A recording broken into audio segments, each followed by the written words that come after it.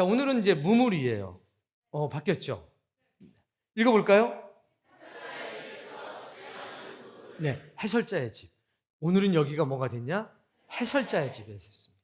철로역정에 나오는 빛나는 문 통과하자마자 만나는 해설자의 집이 있어요. 거기 뭔가 해설을 해주거든요. 이제 그런 컨셉이에요.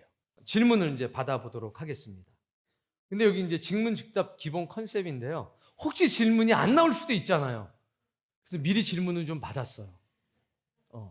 안 나올 때를 대비해서. 자, 첫 번째 질문 좀 주실까요? 사춘기 자녀 때문에 너무 힘이 듭니다. 동의가 되고 그러면 여러분들은 이제 두들기시면 돼요.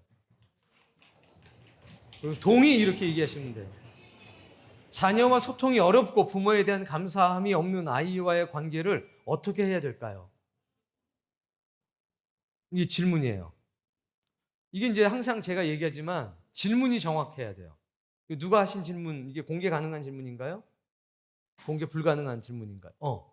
자, 그럼 제가 좀 물어봐도 괜찮죠? 자녀와 소통이, 이제 본인 얘기는 아닐 거예요, 아마. 자녀와 소통이 어렵다. 이게 1번이죠. 네. 두 번째, 부모에 대한 감사가 없다. 이게 2번이죠. 네. 이놈을 죽이냐 살리냐, 이게 문제라는 거잖아요. 네. 네. 성경에 그렇게 나와 있어요. 죽이지는 말아라. 좀 이따 이제 찾아볼 겁니다, 함께. 자, 소통이 안 되는 게 첫 번째 문제잖아요. 네. 소통이 왜 안 될까요? 부모를 공경하지 않았어요. 그러니까 소통이 안 되는 아이들은 전부 다 불효자다 이거죠? 여러분 왜 소통이 안 되는지 한번 이야기해 보세요. 옆에 분들과.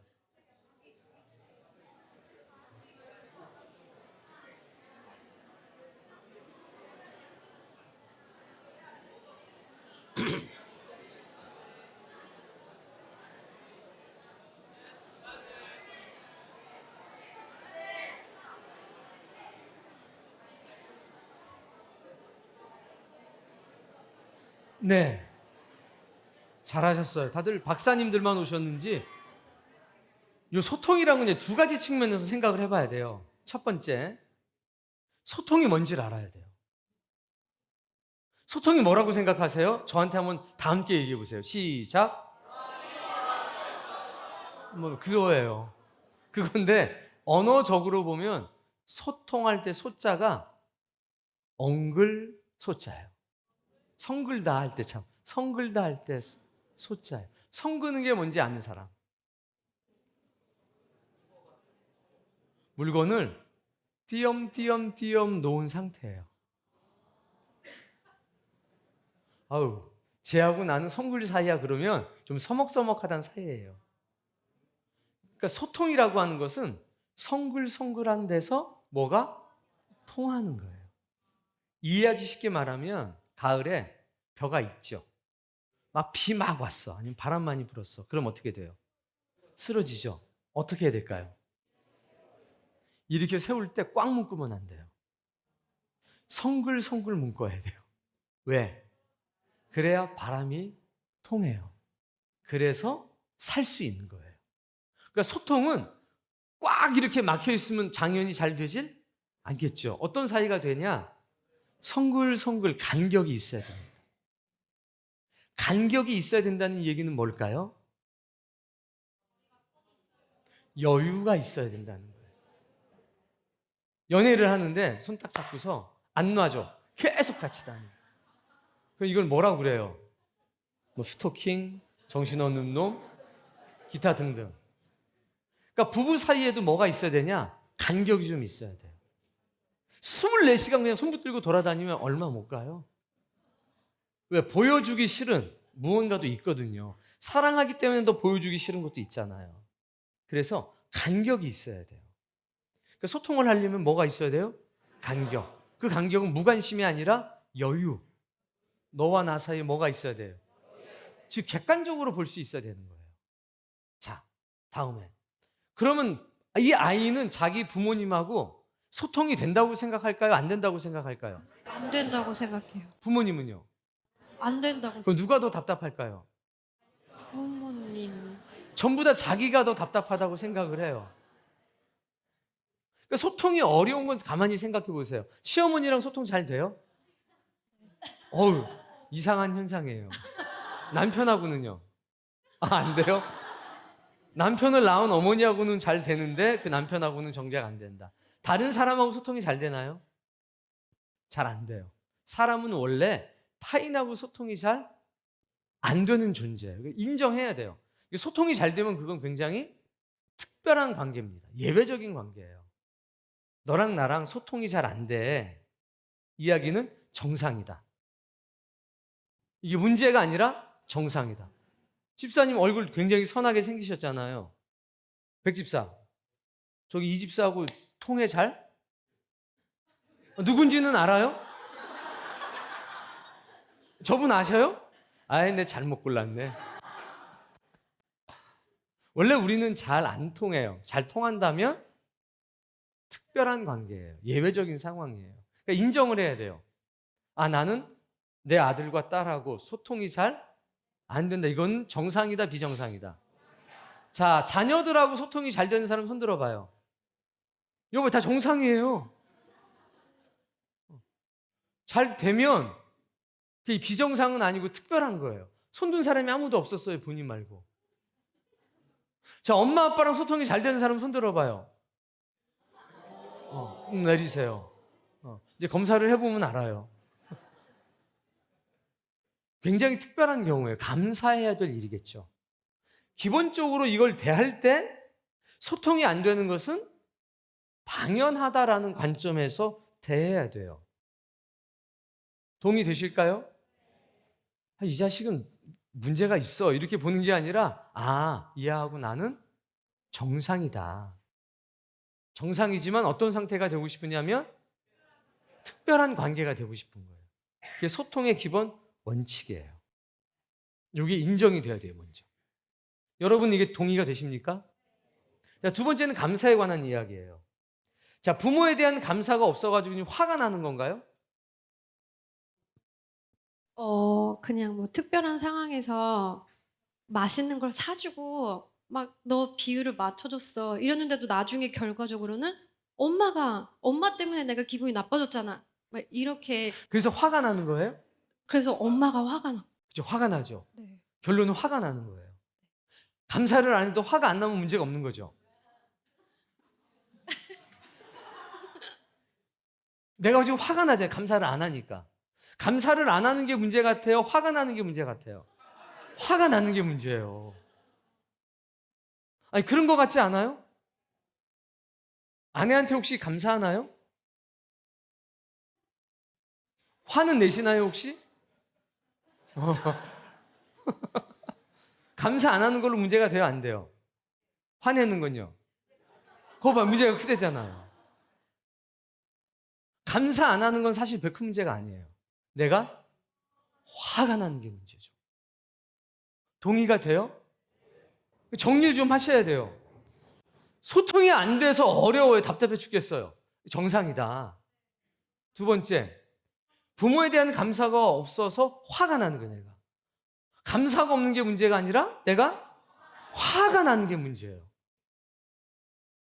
감사를 안 해도 화가 안 나면 이게 질문 아마 이거 안 들어왔을 거예요. 근데 화가 너무 나요. 그러니까 화가 나니까 이거 어떻게 해야 되냐. 이 얘기잖아요. 우리 남편은 감사를 안 하는데 화가 안 나요, 내가. 남편이 혹시 감사하나요? 네. 본인한테? 네, 가끔씩. 가끔씩? Sometimes? 예, 뭐 밥 차려줬을 때. 그럼 얼마만 한 번씩 차려주세요? 거의 매일. 거의 매일 감사하는 거예요? 맛있을 때만 감사하고. 네, 굉장히 특별한 집안인 것 같아요. 자, 그래서 이거는 문제를 먼저 질문한 거 있잖아요. 그걸 정리를 해야 돼요. 소통이 내가 내 자녀와 안 된다? 정상적인 상황이다. 그게 좋다는 게 아니에요. 옳다는 게 아니라 그거는 정상적인 보통의 상황이다. 이 1번. 2번.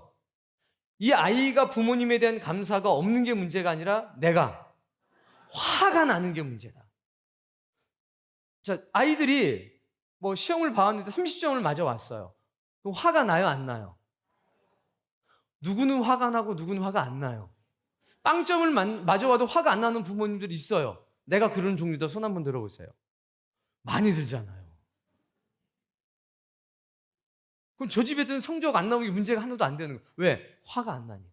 근데 90점을 맞아와도 화가 나는 부모가 있어요. 손 들어봐요. 이걸 왜 틀렸는지. 있잖아요, 또. 그러니까 문제는 내가 화가 나는 거예요. 그러니까 질문을 바꾸면 이래요. 자녀와 소통이 어려워서 힘들어요. 바꿔야 돼요. 바꿔야 돼요. 나는 자녀와 특별한 관계를 맺고 싶어요. 이렇게. 내가 아이한테 야, 너랑 나랑 소통이 안 돼. 내가 너무 힘들어 미치겠다. 네가 문제냐 내가 문제냐. 이렇게 하는 거구나. 지혜야, 엄마는 너랑 특별한 관계를 맺고 싶어. 어때요? 다르죠? 다른 거예요. 그러니까 문제의식이 달라지는 거예요. 내가 화가 나는 게 문제예요. 한 번 더 할게요. 지혜야, 네가 감사하는 마음이 없는 게 문제가 아니라 엄마가 그것 때문에 화가 자꾸 나. 엄마가 문제인 것 같아. 엄마 화나지 않도록 좀 기도 좀 해줘. 이런 엄마 어때요?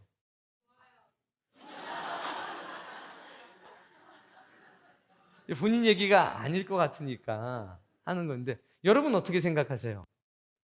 그러니까 문제를 정확하게 보면 이게 문제가 아닐 수 있고요. 이게 더 무언가 특별해질 수 있는 그런 기회가 되기도 해요. 동의가 되실까요? 부모님들 한번 생각을 해보세요. 화가 나는 게 문제예요? 얘가 감사가 없는 게 문제예요? 그것부터 인정을 해야 돼요. 화가 나는 게 좀 문제가 있다. 그러니까 화가 안 나는 방법을 찾아봐야 돼요. 그리고 소통은 특별한 관계를 만드는 거예요. 그러니까 지금부터 내가 내 아이하고 어떤 관계? 특별한 관계. 부모님들 옛날에 연애할 때 남편하고 아내하고 어땠어요, 관계가? 특별했죠? 지금은 안 물어볼게요. 자, 그 특별했을 때 그 특별한 관계가 어떤 관계였는지 소통이 잘 되는 관계였죠. 특별한 관계예요. 그럼 소통이 잘 되기 위한 몇 가지 전제가 있어요. 그것만 얘기하고 일단 넘어갈게요. 자, 제일 중요한 건 뭐냐면 부모에게 자녀는 어떤 존재냐는 거예요. 부모에게 자녀는 어떤 존재인가? 동시에 자녀에게 부모는 어떤 존재인가? 이게 굉장히 중요해요. 소통하기 위해서. 그러니까 존재를 바로 세워요. 존재 가치를 바로. 존재가 그냥 존재하는 것으로 있는 게 아니라 그 존재에 대한 관계가 있단 말이에요. 그러니까 나에게 내 자녀는 어떤 존재인가? 이걸 깊이 생각해 봐야 돼요. 한번 이야기해 보세요. 옆에 분들과. 부모에게 자녀는 자녀에게 부모 어떤 존재인가?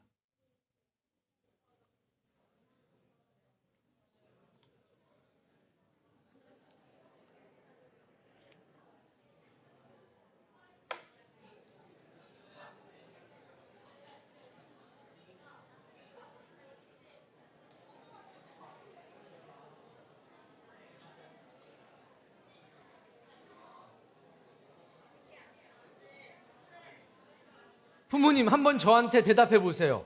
나에게 자녀들은 어떤 존재인지. 시작. 뭐 죽일 수도 없고 살릴 수도 없고 이럴 수도 있겠죠. 답답하니까. 그런데 아마 이런 분이 많을 거예요. 사실 마음속에. 아들아, 딸아, 엄마의 아빠의 아들로 딸로 태어나줘서 너무 고마워.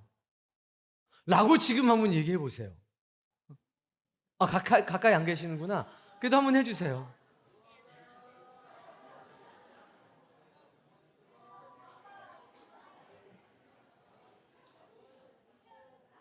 이게 시켜서 하는 건데도요, 이 이야기 들으면 여기가 뭉클해요. 안 그런가요?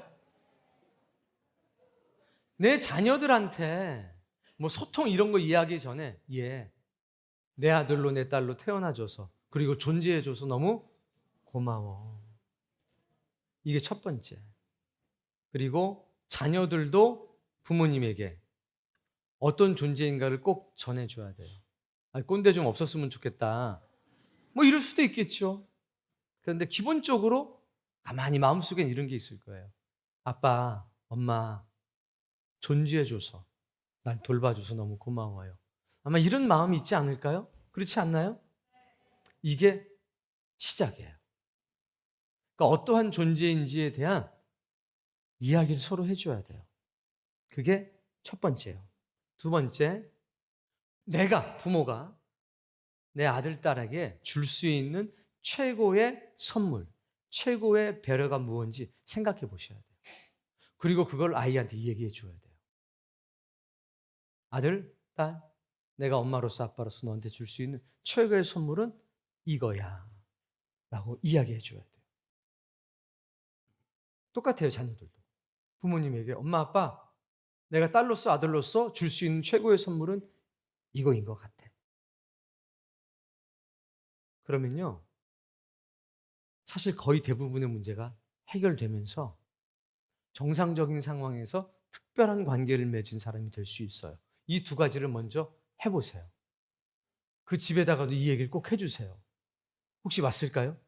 안 왔겠죠. 네. 그리고 잠언서를 보세요. 잠언서를 보면 부모가 자녀한테 줄 수 있는 모든 게 그 안에 담겨 있어요. 그리고 자녀를 복되게 하는 말이 잠언서에 가득히 담겨 있습니다. 그리고 부모님들은 그걸 통해서 존재 가치를 높여주는 사랑을 하셔야 돼요. 그러면 정말 믿을 수 없는 놀라운 일들이 나타나게 될 겁니다. 이것으로 답변을, 네. 다행히 표정이 굉장히 만족스러우셔서. 네.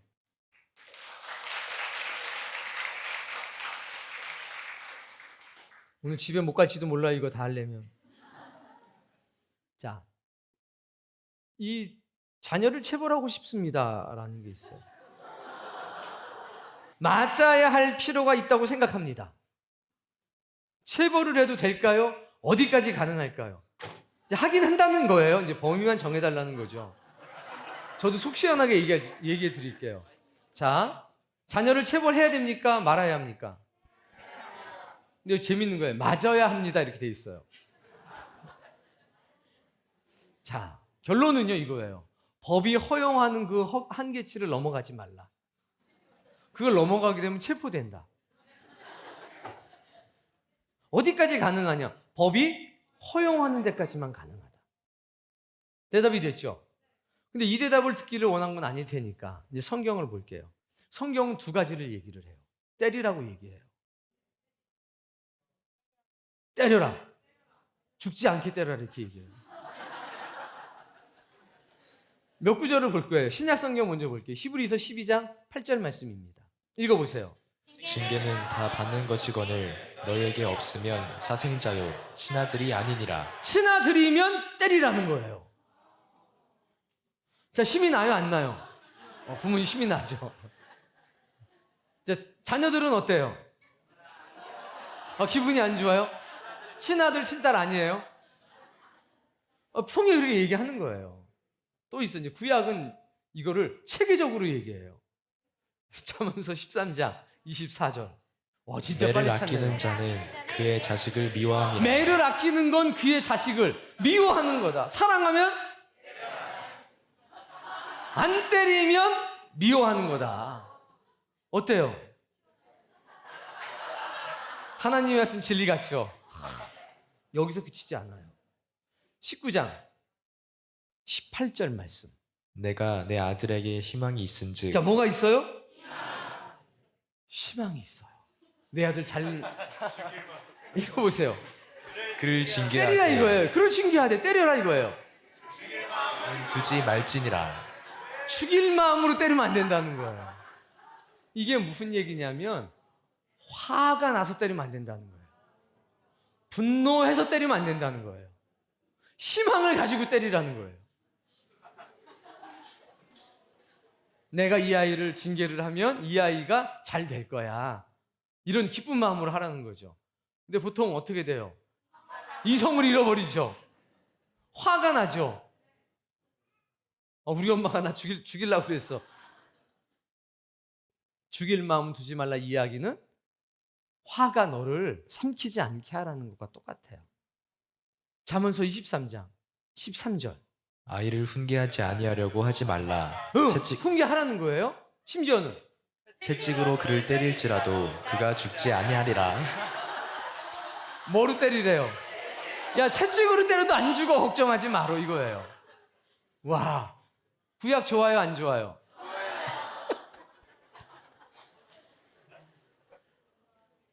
자, 이 말씀이 이렇게 딱 있어요. 그런데 너무 좋죠? 너무 힘들죠? 자, 근데 신약 성경에 어떤 말씀이 있냐면 이런 말씀이 있어요. 예배소서 6장 4절에 보면 너무 놀라운 말씀이 있어요. 또 아비들아 너희 자녀를 노엽게 하지 말고 오직 주의 교육과 훈계로 양육하라. 자, 뭐라고 그래요? 자녀를 화나게 하지 말라고. 이제 두 말씀이 이제 만나는 거죠. 야, 채찍질해, 괜찮아, 안 죽어. 근데 자녀를 이 두 말이 다 적용이 돼야 되는 거죠. 그럼 때리되 아이가 화나게 하면 안 돼요. 이게 이해가 될까요? 이해되는 사람? 이해가 안 되는 사람? 네. 자, 성경은 분명히 징계를 하라고 해요. 징계가 없으면 친아들 아니다라고까지 얘기를 합니다. 무슨 얘기냐? 이런 거죠. 보통 우리가 아이들을 훈육을 할 때 이성을 가지고 논리를 가지고 합니까? 아니면 감성을 가지고 합니까? 아, 감성을 가지고. 근데 감성이 이제 좀 변하면 어떻게 되냐? 감정이 되죠. 감성이 폭발해요? 감정이 폭발해요? 그럼 화가 나는 거죠. 아이들이 알아요. 엄마가 아빠가 나를 사랑해서 그러는 건지 아니면 화나서 그러는 건지 이걸 기가 막히게 구별해요. 너희들 저기 엄마하고 아빠가 싸워. 누가 잘못했는지 금세 알지? 어떻게 알아? 딱 보면 알지? 딱 보면 알아요. 맞을 때도 똑같아요. 알아요. 화나서 때리는 건지 나 잘 되라고 하는 건지 애들이 다 알아요. 본능적으로 알고 직감적으로 알아요. 예를 하나 드릴게요. 아, 이거 남의 집 얘기는 하기 그렇고 우리 집 아이 얘기를 해드릴게요. 우리 집 아이가 옛날에 예배 시간에 늦게 왔어요. 그 아이의 모친께서 경고를 했어요. 네가 뭔데 목사님보다 늦게 오냐. 그래서 1차 경고, 2차 경고, 3차 경고 했어요. 느꼈대요. 이러다 언젠가 내가 혼나겠다. 어느 날 늦게 왔어요. 예배가 끝난 뒤에 딱 침대 위에 서서 너 몇 대 맞을래? 근데 한 2대만 맞겠다고 그랬어야 되는데 10대를 맞겠다고 그런 거예요. 죄가 크다고 생각한 거죠. 우리 애가 좀 뚝심이 있었어요, 옛날에. 그래가지고 맞았어요, 10대를. 맞고 나서 또 혼났어요. 1대, 2대 맞으면 잘못했다고 엉엉 울면서 빌어야지 그걸 끝까지 맞고 있냐. 그게 부모 마음인 거예요. 부모님은 때리고 싶질 않아요. 왜 때리고 싶겠어요? 여기 중요한 게 있어요. 딸아이는 어땠냐? 딸아이 마음은 받아들인 거죠. 아, 내가 징계를 받아야 되라고 받아들인 거죠. 그럼 그게 무슨 매가 돼요? 사랑의 매가 돼요. 근데 내가 잘못 안 했는데 내가 맞는다고 생각되면 억울해져. 억울해서 울어요. 즉, 자녀를 노엽게 하지 말라는 것은 징벌을 할 때 그 아이가 그 징벌을 받아들일 수 있는 상태를 만들라는 거예요. 그 아이가 자신의 잘못을 인정하게 하라는 거예요. 그 뒤에 징벌을 하는 거예요. 때리는 게 목적이 아니라는 거죠. 그러니까 여기 질문이 체벌하고 싶습니다. 이거 바꿔야 돼, 질문을.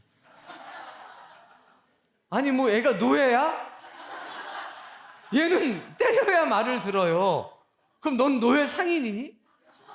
아니, 자녀를 체벌하고 싶습니다가 아니라 자녀를 올바른 길로 인도하고 싶습니다. 내 자녀에게서 희망을 보고 싶습니다. 이렇게 질문이 바뀌어야 돼요. 맞아야 할 필요가 있다고 생각합니다. 그건 네 생각이고요. 맞아야 할 필요가 있는 게 아니라 이 아이가 더 좋아질 수 있는 희망을 전 보고 있습니다.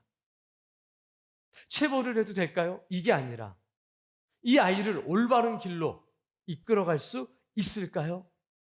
이렇게 질문을 좀 바꿔야 된다고 저는 생각하는데 여러분 생각은 어떠나요? 애들은 확실하게 그렇게 생각해요. 부모님들께 물어보게. 부모님은 어떻게 생각하세요? 효자동 최씨 아저씨, 땡큐. 그래요. 그래서 우리가 이런 질문들을 보면 성경적으로 살펴보니까 우리가 잘못된 화두를 던질 때가 굉장히 많고 잘못된 가치관념 속에 살 때가 많이 있는 것 같아요. 이렇게 질문을 바꾸면 얼마나 그 가정이 화목해질까요? 전부 좋은 것 같아요. 이거 넘어가도 될까요? 자, 예배는 드리지 않지만 하나님이 계신다는 건 믿는다. 상황이 두 개예요. 첫 번째, 예배는 안 드린다. 두 번째, 하나님은 믿는다. 이런 사람 어떻게 전도해야 되느냐? 자기 스스로 믿음이 있다고 우기는 거죠. 자, 요건 이렇게 여러분이 물어볼게요. 하나님을 믿는다는 게 뭘까요? 친구들하고 얘기해봐요. 나의 것을 하나님께 바친다. 바쳐도 좋다.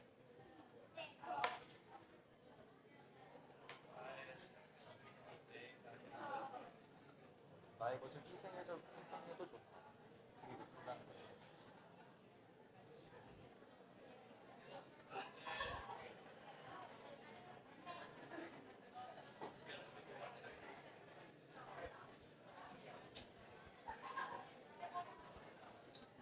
네. 자, 하나님을 믿는다는 게 뭔가요?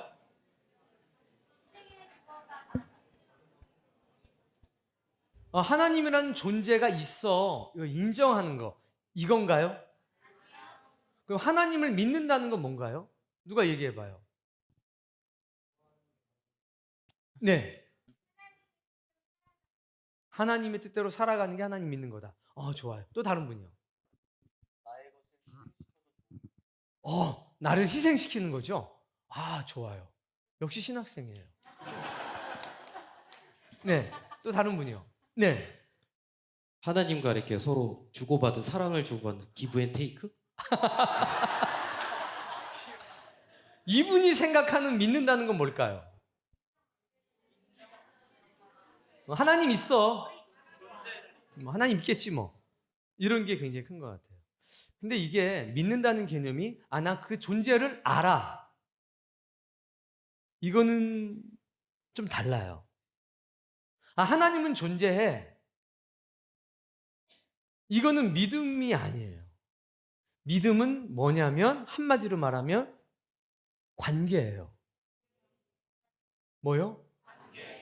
옆에 사람한테 물어봐요. 너 나 믿어? 라고 물어보세요.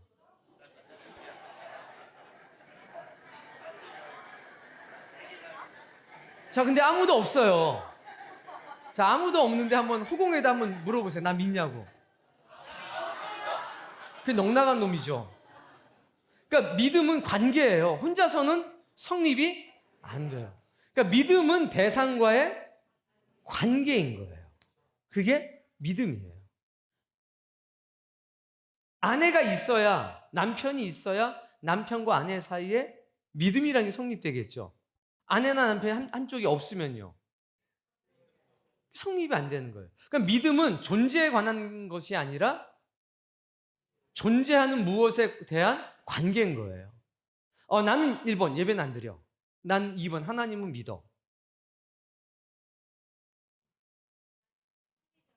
그 자체가 말이 안 돼요. 두 번째는요. 하나님을 믿는다는 거는 따라해 보세요. 하나님과 나와 주종의 관계를 맺는 것이 믿는 거예요. 예수님과 나와 주종의 관계를 맺는 게 하나님을 믿는 거예요. 예수 그리스도는 나의 주시오. 그리스도시다라고 하잖아요. 그게 구원자라는 얘기고 나의 주인이란 얘기잖아요.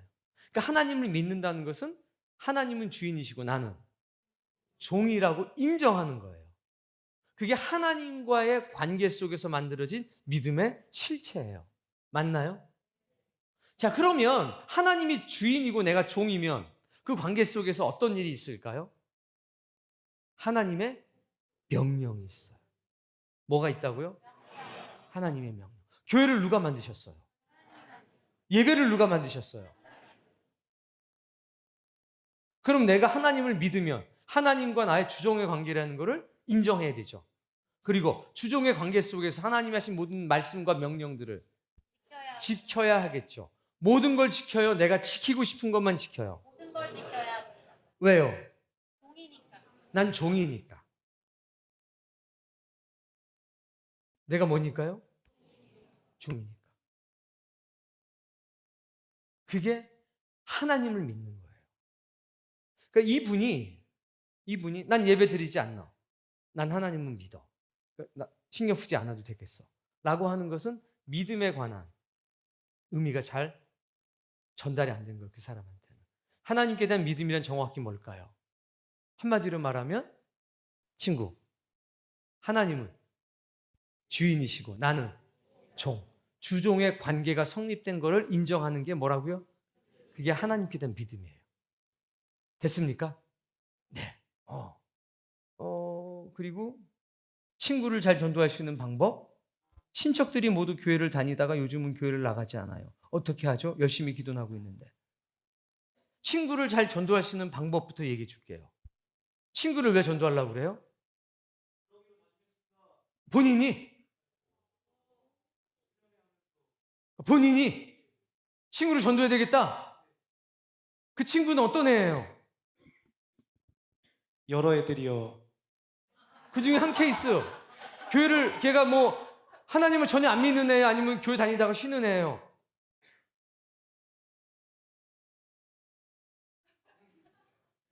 어떤 놈인지 잘 몰라요?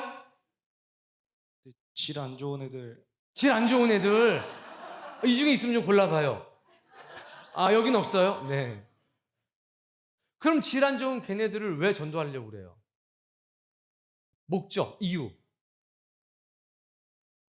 누가 시켰어요? 아니요. 그러면요. 중요한 건 방법이 아니에요. 내가 그걸 왜 하는지예요. 내가 정말 그 친구들을 하나님께 데리고 와서 인도에 와서 하나님 나라 백성, 하나님의 나라를 소유할 수 있는 사람으로 만들고 싶다는 강력한 욕구가 있어야 돼요. 그럼 방법은 문제가 안 돼요. 그런데 그냥 막연하게 쟤들 좀 교회 데리고 왔으면 좋겠는데 이거는 100가지 방법을 알려줘도 무조건 안 돼요. 제일 중요한 건 나예요. 지구가 멸망해도 내가 모든 걸 잃어버려도 얘는 꼭 내가 하나님께 데리고 가야 되겠어. 이런 헌신 희생할 마음이 있으면 전도 무조건 돼요. 근데 그 마음이 아니라 우리 선생님이 좀 데리고 오면 좋겠다고 그랬는데 그럼 선생님 바뀌면 그것부터 확인해 보셔야 돼요. 그 대상을 향해서 내가 모든 걸 희생할 수 있어.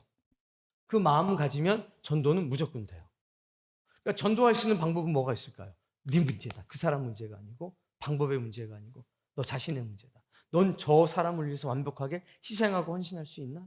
그런 사람을 전도의 대상자로 삼으셔야 돼요. 됐어요? 그게 제일 중요해요. 세 번째, 친척들이 모두 교회를 다니다가 요즘은 안 나가요. 친척들이 왜 단체로 안 나가는 겁니까? 이유가 있나요? 그냥 예전엔 되게 열심히 믿었었는데 되게 점점 갈수록 이제 교회도 안 나가고. 단체로 네. 전부 다. 저희 가족 빼고 이제 다 안 나가고. 이유가 뭐랍니까? 그걸 모르겠어요. 그거부터 이제 확인을 해보세요. 왜? 아니 이게 왜 안 나가는지를 알아야 어떻게 할지도 알죠. 그냥 가기 싫어서 그런 건지 아니면 뭐 장로님하고 좀 다퉜는지 아니면 믿음이 떨어졌는지 여러 가지 이유가 있을 거예요. 그러니까 먼저 그거를 확인해 봐야 돼요. 열심히 기도는 하고 있는데 기도해도 답답하죠. 왜 답답하냐면 원인을 모르기 때문이에요. 이건 되게 쉽게 해결될 수도 있고 굉장히 오랜 세월이 필요할 수도 있어요. 그러니까 모두 교회를 안 나간다. 전염병이 돈 거죠. 뭔 전염병인지 모르지만 전부 다 병에 걸린 거예요. 감기 걸린 건지 코로나 걸린 건지 뭐 아는 게 그거밖에 없네요. 그러니까 먼저 이유가 뭔지 원인이 뭔지를 아버님을 통해서 어머님을 통해서 어떻게든 확인을 해봐야 돼요. 그럼 내가 기도할 때도 하나님 우리 큰아버지가 작은아버지가 이래가지고 교회를 지금 안 다니고 있답니다. 하나님 이런 경우에 분명히 좋은 방법이 있을 것 같습니다. 왜 케이스가 다 다를 수 있잖아요. 그렇게 하는 것이 첫걸음인 것 같다. 됐나요? 감사합니다. 네네. 하나님을 믿는데 왜 상황이 좋아지지 않나? 하나님 믿으면 복 받은 거 맞나? 이렇게 묻는 사람에게 뭐라고 대답을 할까요? 자, 뭐라고 대답해야지 한번 이야기 나눠보세요. 옆에 분들과.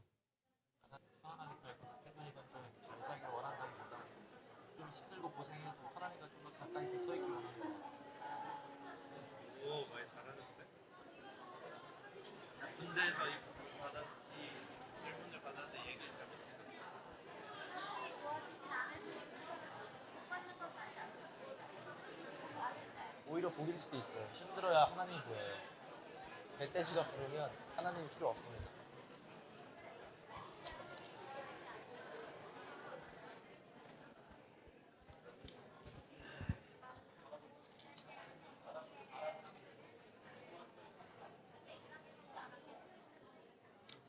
자, 네. 하나님을 믿는데 상황이 좋아지지 않는다. 사람 놀리는 거죠. 하나님 믿는데 왜 자꾸 그렇게 사냐? 복 받은 거 맞냐? 이렇게 물어본다는 거잖아요. 대답들 다 하셨죠? 저한테 한번 해보세요. 시작.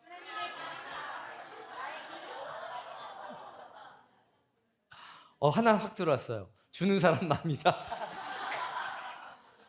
자, 여러분에게 물어볼게요. 자, 이게 하나님을 믿는데 왜 상황이 안 좋아지냐? 사실은 어떤 상황이 안 좋아지는지 확실해야 돼요. 경제 상황이 안 좋아지는지, 아니면 건강 상태가 안 좋아지는지, 아니면 관계가 점점 안 좋아지는 건지, 아니면 그게 전부 단지. 그게 중요해요. 일단 무슨 얘기인지가 중요해요. 대부분 이렇게 물어볼 땐 대부분 경제 상황이 안 좋다는 얘기가 많아요. 그러니까 그런 질문하는 사람이 한두 명이 아니라는 거죠. 자, 여기 중요한 게 있어요. 여기서. 자, 하나님이 믿는 사람들에게 주신다고 한 약속한 게 있나요? 하나님 주신다고 약속한 게 복인가요? 복 주신다고 했나요? 복도 주신다고 했나요? 그럼 하나님이 주신다는 그 복은 뭡니까?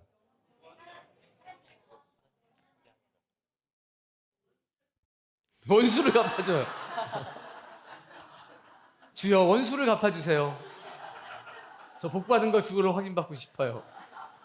네, 하나님이 주신다는 그 복은 이제 구약 성경에 보면 영생이라고 나와 있죠.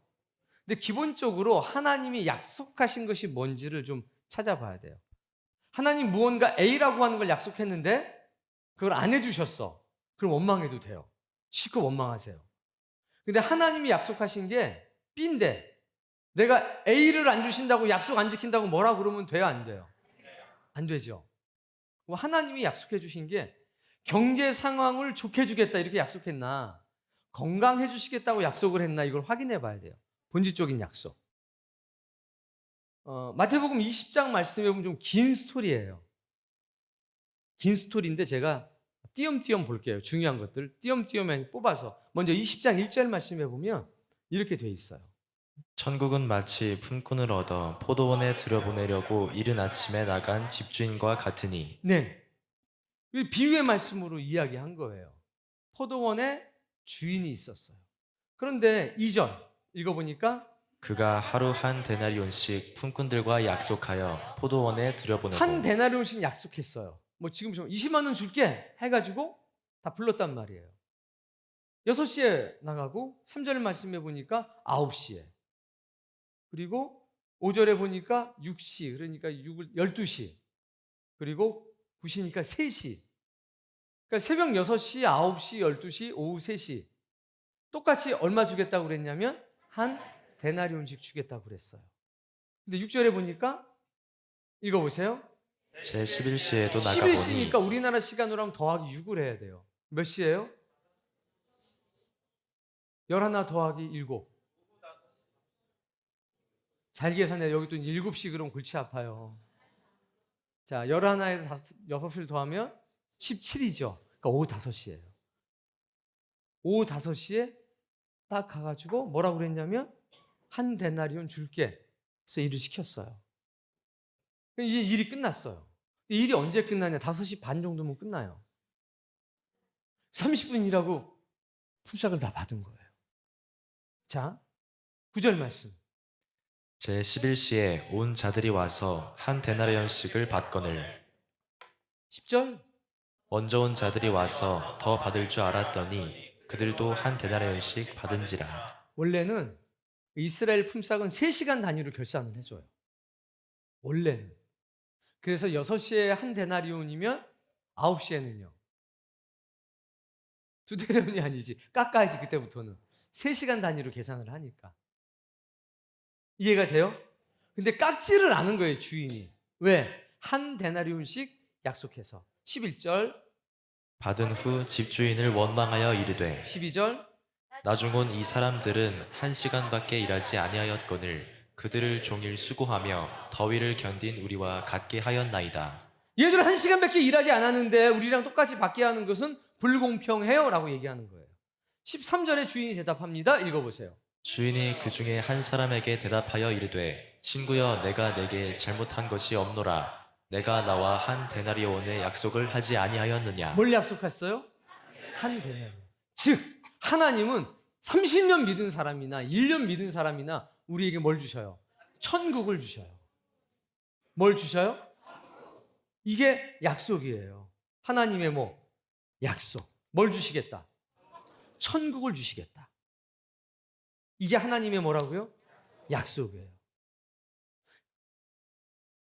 거지 나사로 알죠? 부자 있었죠? 거지 나사로는 죽어서 어디 가고? 부자는 죽어서 어디 가고?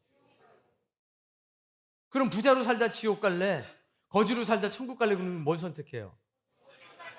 옆에 사람 얼굴 보고 한번 얘기해봐요. 어디 천국이 나냐? 그럼 이렇게 대답한 사람들이 많아요. 목사님, 부자로 살다가 천국 갈게요. 이런 분 많죠. 그런데 둘 중에 하나만 선택해야 된다면 부자나 거지자 이게 문제가 아니라 천국 가는 게 문제잖아요. 그렇죠? 그건 여러분의 목적이죠. 자, 마가복음 10장 28절은 이 부분을 이렇게 질문하고 이렇게 대답합니다. 읽어보세요. 베드로가 여쭈어와 이르되 보소서 우리가 모든 것을 버리고 주를 따랐나이다. 베드로가 뭐라고 그럽니까? 우리는 모든 것을 버리고 주님을 따랐습니다. 무슨 얘기냐? 올인했습니다. 나는 하나님께 올인했습니다. 하나님을 믿는데 왜 상황이 좋아지지 않냐? 이 질문 앞에 똑같아요. 너 하나님께 올인했냐라고 먼저 물어봐야 돼요. 뭐요? 너 하나님께 올인했어? 라고 물어봐야 돼요. 물어보세요 지금 한번. 시작.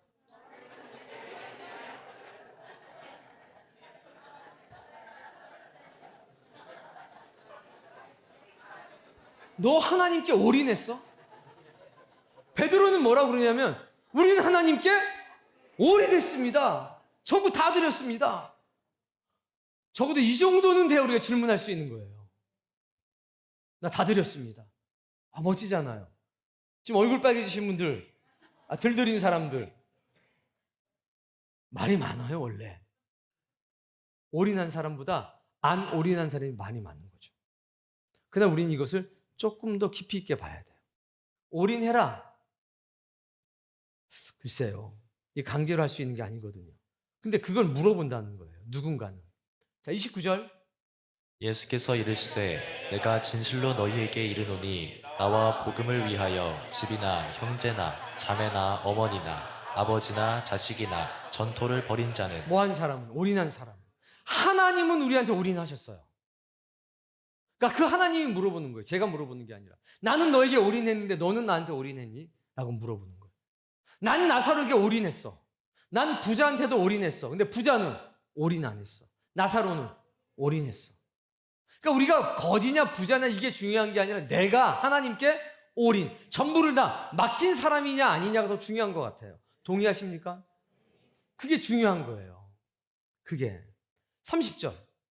현세에 있어 집과 형제와 자매와 어머니와 자식과 전토를 100배나 받되 박해를 겸하여 받고 내세의 영생을 받지 못할 자가 없느니라. 여기서 포인트는 100배 받는다는 건가요? 여기서 포인트는 박해를 받는다는 건가요? 여기에 포인트는 뭡니까? 영생을 얻는다는 거죠. 따라해 보세요. 책을 사면 옛날에 책을 사면 뭘 줬냐? 부록을 줬어요. 제가 지금도 나는 생각이 나는 게 있어요. 어린이 동화였나요? 소년 동화였나요? 그 책이 있었어요. 거기 부록이 뭐였냐면 헤어 컷이었어요. 빛인데요. 거기 이제 그 면도날 같은 게 있어요. 이렇게 빗으면 우리 어머니가 부록에 혹해가지고 그걸 사신 거예요. 그때부터 우리 집에 비극이 시작됐어요. 거울 앞에다 딱 갖다 놓고. 그게 디자이너가 하면 잘 돼요, 나름. 근데 우리 어머니가 하시니까 너무 아파요. 그 연구머리가 되는 거죠, 점점. 하면 할수록. 제가요, 거울 앞에다 놓고 하니 눈물이 툭툭 흐르는 거예요. 착해서 말도 못하고 점점점 이상하게 되니까 어머니가 하다가 야, 안 될 것 같다. 부록에 눈이 먼 거죠. 책을 사면 뭐가 따라와요? 부록. 부록은 어떤 건가요? 복걸복이에요. 부록이 요즘에도 그렇잖아요. 사은품을 주는데 복걸복입니다. 이게 갈 수도 있고 저게 갈 수도 있습니다. 이런 거 많잖아요. 이게 그거예요. 100배를 받는데 뭘 같이 받아요? 박해도 받아요. 결론은 영생한대요. 그러니까 누구는 박해만 받다 가는 사람도 있어요. 누구는 박해 안 받고 100배만 누리다 가는 사람도 있어요. 누구는 둘 다 겪는 사람도 있어요. 근데 결론은 버킹검이에요. 중요한 건 영생을 받는다는 거죠. 누가? 박해받는 사람이? 100배 받는 사람이? 아니, 올인한 사람이. 하나님이 우리에게 주신 약속은 이거예요. 난 너한테 올인했어. 네 걸 전부 나한테 주면 내가 너에게 영생 줄게. 내 하나님 나라 줄게. 이게 하나님의 약속인 거예요. 그러면 여기 질문처럼 하나님을 믿는데 왜 상황이 좋아지지 않습니까? 하나님 믿는 거랑 상관이 없을 수 있어요. 하나님 믿으면 복 받는 건 맞냐? 복은 두 가지 복이 있다고 하죠. 하나는 하늘의 복. 우리가 뭐라고 그러냐? 본복. 원래 본질적인 복. 영생이고 하나님 나라예요. 분복. 이 땅에서 누리는 게 있어요. 이건 보너스 같은 거예요. 계약서에 없어요. 이럴 수도 있고 저럴 수도 있어요. 누구는 그걸 통해서 믿음이 더 강해지는 거고, 재물을 통해서. 누구는 실현을 통해서 믿음이 더 강해지는 거고. 이런 상황에서는 이렇고 저런 상황에서는 저래요. 그러니까 하나님이 이걸 지켜보고 계시죠. 근데 문제는 뭐냐면요. 따라해 보세요. 내가 하나님의 말씀대로 살아가기 시작하면 그 말씀이 내 생각과 내 습관과 내 말과 내 행동을 바꾸신다. 그 결과 조금 더 좋아진다. 그 결과 조금 더 나은 삶을 사는 거예요. 하나님이 주신 말씀대로 내가 살아가면서 내 생각이 바뀌고 말이 바뀌고 행동이 바뀌고 습관이 바뀌고 가치관이 바뀌면서 무언가를 이 땅에서 얻게 되는 거예요. 자연스럽게. 나는 하나도 안 바뀌어요. 그럼 내 인생도 당연히 안 바뀌겠죠. 내가 좋은 쪽으로 바뀌면 내 인생도 좋은 쪽으로 달라지겠죠. 내가 안 좋은 쪽으로 자꾸 달라지면 내 인생도 안 좋은 게 조금 더 늘어가겠죠. 내가 하나님을 믿어서 좋아지는 경우를 많이 본다. 왜 보냐? 그 사람은 대부분의 경우에 좋은 쪽으로 변화되고 달라지고 있기 때문이겠죠. 보편적인 얘기를 하는 거예요. 동의가 되시나요?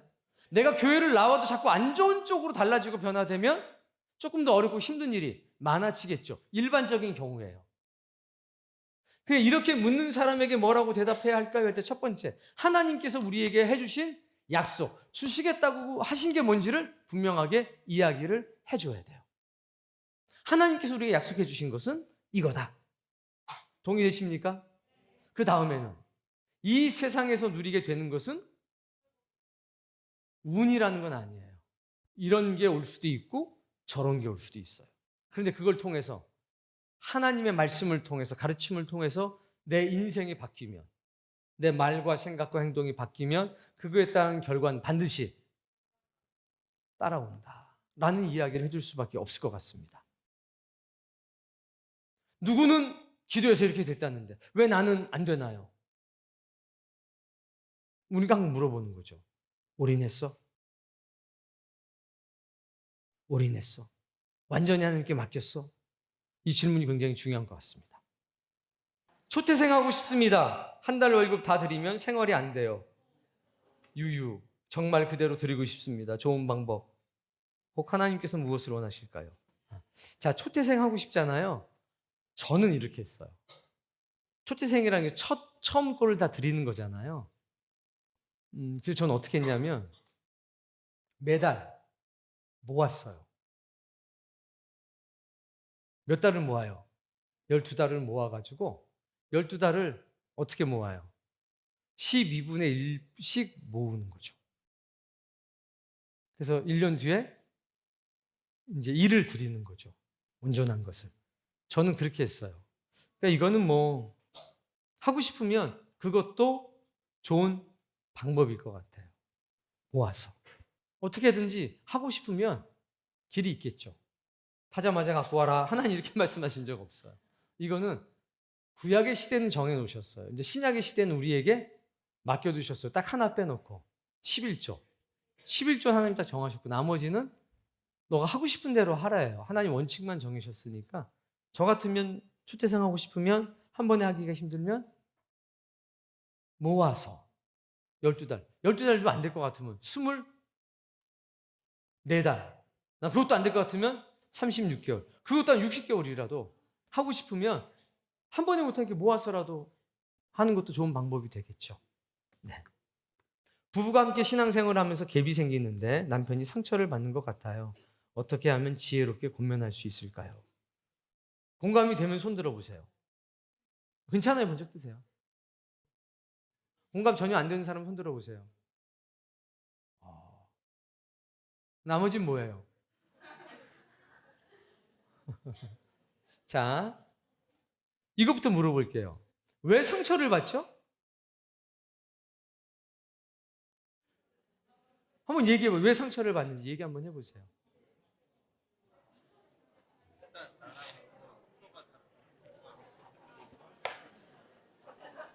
나와 1순위가 달라서 나는 세상의 것도 드리고 싶은데 당신은 항상 뭐 일주일에 이 날만 그러니까 아무튼 양보할 수 없는 게 있으니까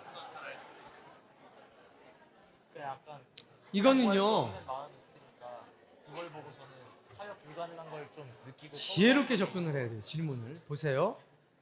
자, 남자니까 남편이니까 상처를 받는 것 같아요. 믿음이 적어서 받는 것 같아요. 믿음이 적어서 남자들만 손 들어봐요.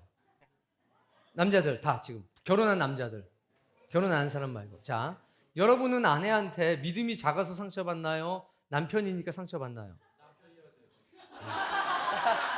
남자들은 이렇게 생각해요. 내가 남편이니까 상처받는다고 생각하는 사람 손. 남자들 중에서 이렇게 있어. 나 믿음이 연약해서 받는다고 생각하는 사람 손 들어보세요. 한 분, 두 분, 세 분, 네 분. 부인 잘 만났어요. 그런 사람들은. 생각해 보니까 깜빡했어요. 네. 할 말 있다. 예. 네. 오랜만이다. 반갑습니다. 다른 게 아니라 저 자신도 이렇게 그 믿음 생활 열심히 한다 생각하지만 아내의 믿음이 워낙 크니까 거의 발끝에 있는 티끌만큼 그 정도로 보니까 열심히 하고 있는데 당근을 주지 않고 채찍만 줍니다. 더해. 그러니까 거기서 상처가 오는데 저희 집에 이제 여자가 3명이 있는데 똑같습니다. 그러니까 됐다. 네, 항상 마음으로 울고 있습니다. 지금도 울고 있습니다. 네, 위로해 주세요.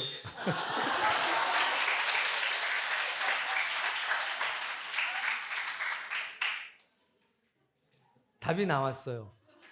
때리지만 말라는 거예요. 좀 당근을 달라고 그러는 거잖아요. 나도 잘하는 게 있는데 그 인정 안 해주고 넌 그거밖에 왜 열심을 못 내냐. 딸들까지 다 합세를 해가지고. 왜 상처를 받나를 잘 봐야 돼요. 지금 이제 우리 효자동 최씨 아저씨께서는 그 말에 상처를 받는다는 거잖아요. 뭘 안 줘서. 자, 그럼 당근 하나당 몇 번의 채찍질은 괜찮아요? 10회 한 번만 돼도 당근 한 번만 주면 10번의 채찍은 견디겠다는 거예요.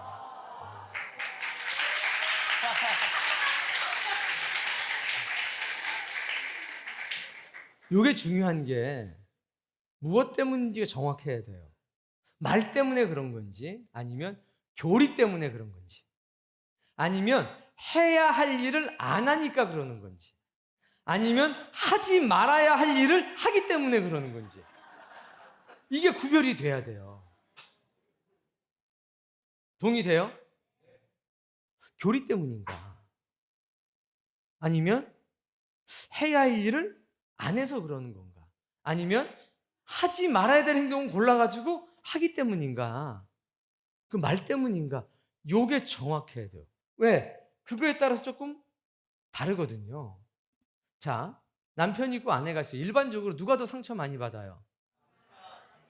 사랑하는 사람이 상처를 더 많이 받아요. 더 많이 사랑하면 더 상처 받아요. 맞아요? 본인이 더 사랑하는 거예요.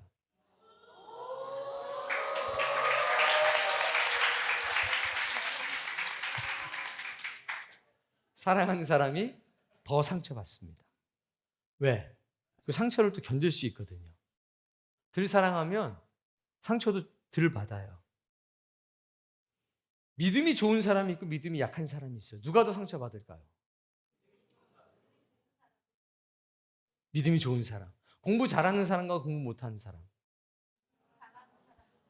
부자와 가난한 사람. 유식한 사람과 무식한 사람. 이럴 수도 있고 저럴 수도 있겠죠.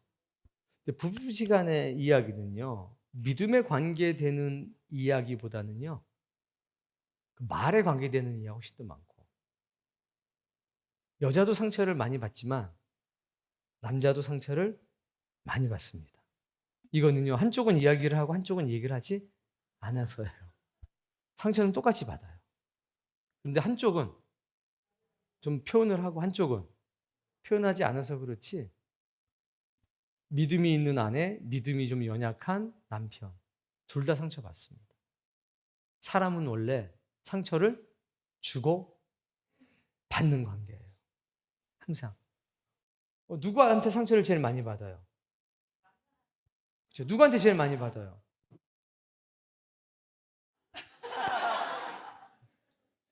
부인한테 받. 네. 왜냐하면 가깝거든요. 상처는 가까운 사람한테 받아요. 멀리 떨어진 사람 상처 당연히 주고받을 일이 없죠. 그러니까 우리는 이거 오늘 인정할 게 많아요. 내가 상처를 주기도 하고 상처를 받기도 하지 일방은 아니라는 거예요. 이걸 인정을 해야 돼요. 여보, 항상 상대방에게 나 때문에 상처받는 일이 많지라고 얘기를 해야지. 내가 너 때문에 상처받는 일이 많아서 못 살겠다. 이거 안 돼요. 히틀러도 아마 상처받았을 거예요. 근데 결혼을 했나? 만약에 결혼을 했으면 아내한테 상처받았을 거예요. 뭐 안 했으면 상관이 없고요. 그러니까 부부지간은 그렇다는 거예요. 상처를 주고 받는 존재예요. 우린 그렇게 살아가요. 그것부터 인정해야 돼요. 여보, 나 때문에 상처받은 건 많지. 먼저 이렇게 얘기해 줘야 돼요. 한번 지금 얘기 한번 해줘 봐요. 연습이에요. 그냥 옆에 있는 분하고 그냥 해보세요. 사랑의 끝이네.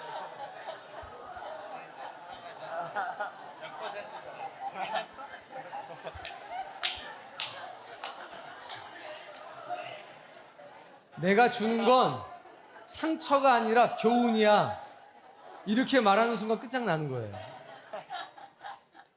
네가 잘하면 내가 이런 말 하겠어? 이거 안 되겠죠.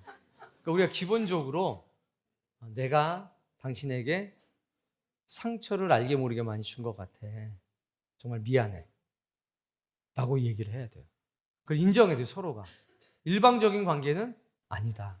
내가 주기도 하고 내가 받기도 하니까 그걸 인정하면 이 문제가 안 될 것 같아요. 왜? 문제는 항상 우리에게 있으니까. 그리고 남자와 여자 사이의 문제, 믿음의 편차 때문에 생기는 문제는 누구에게나 다 있어요. 단지 그거를 문제라고 인식해서 확대하는가, 아니면 그걸 정상적인 상황이라고 인정하고 같이 노력해 나가는가, 그 차이만 있을 것 같습니다.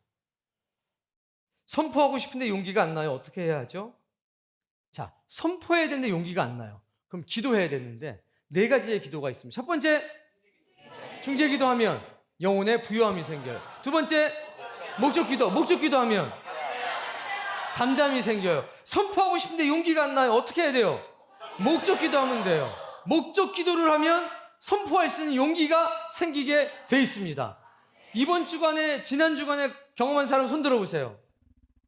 이렇게 많은 사람들이 경험했어요. 선포하고 싶은데 용기가 없다. 목적 기도하세요. 그러면 3일만 기도해도 여기에 용기가 생깁니다. 오늘 여러분의 삶에 소중한 하나님의 은혜와 은총이 있길 바라고 다음 시간에 더 잘 준비해서 또 만나 뵙도록 하겠습니다. 감사의 시간이 됐기를 바라고 즐거움의 시간이 됐기를 바랍니다.